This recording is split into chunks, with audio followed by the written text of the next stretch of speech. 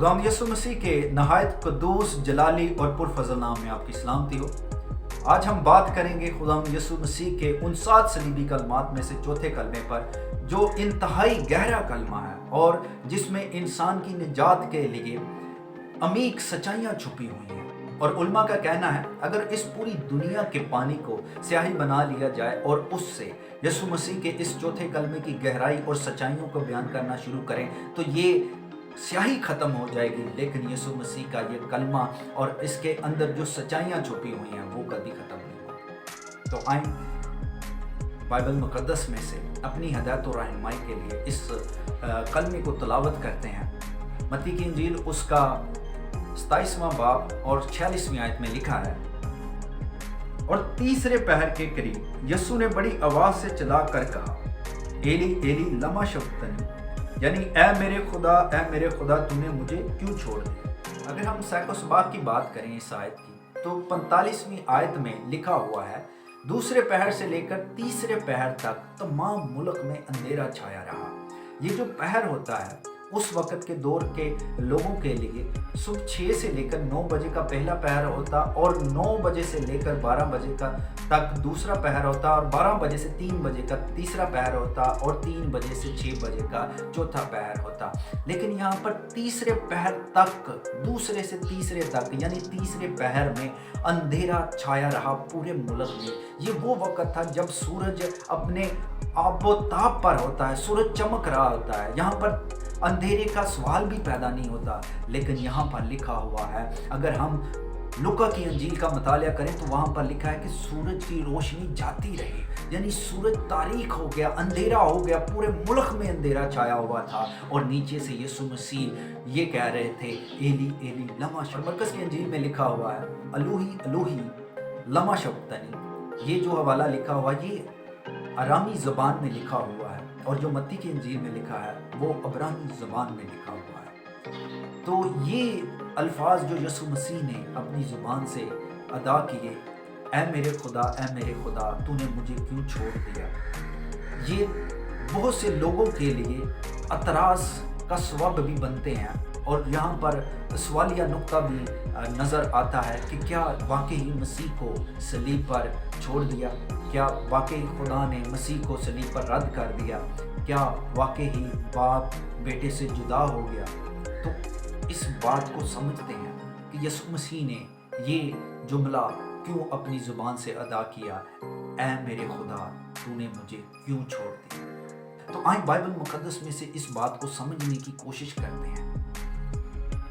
तो यहाँ पर जो पहली बात सीखने के लिए है कि खुदावंद यीशु मसीह की अगर पूरी ज़िंदगी का मुतालिया किया जाए तो यीशु मसीह ने कभी भी बाप को खुदा नहीं कहा, बल्कि जब भी खुदा से मुखातब हुआ है ऐ बाप कहकर ही मुखातब हुआ है। लेकिन यहाँ पर यीशु मसीह ने जो अपने मुंह से अल्फाज सादर किए कि ऐ मेरे खुदा तूने मुझे क्यों छोड़ दिया, ये दरअसल 22वीं ज़बूर की तलावत है। जब भी एक यहूदी परेशानी में या मुश्किल में होता तो इस ज़बूर की तलावत करता। तो अगर यीशु मसीह की इस हालत को देखा जाए तो यीशु मसीह यहाँ पर दुख में है, परेशानी में है, तो वो इस ज़बूर की तलावत कर रहे हैं, यानी ऐ मेरे खुदा तूने मुझे इस मसरूबियत की हालत में अकेला क्यों छोड़ दिया। और दूसरी बात यह है कि ये कलमा खुद ही अपनी वजाहत कर रहा है। अगर हम गौर करें तो इन 7 सलीबी कलमात में से ये जो चौथा कलमा है ये दरमियानी कलमा है। यीशु मसीह ने इस कलमे से पहले जो 3 कलमे बोले हैं वो इंसान के लिए बोले हैं, और इस कलमे के बाद जो 3 कलमे बोले हैं वो यीशु मसीह ने अपने लिए बोले हैं। ये दरमियानी कलमा है, ये दरमियानी का वजूद पेश कर रहा है। और यीशु मसीह भी तो हमारे लिए दरमियानी बनकर आए।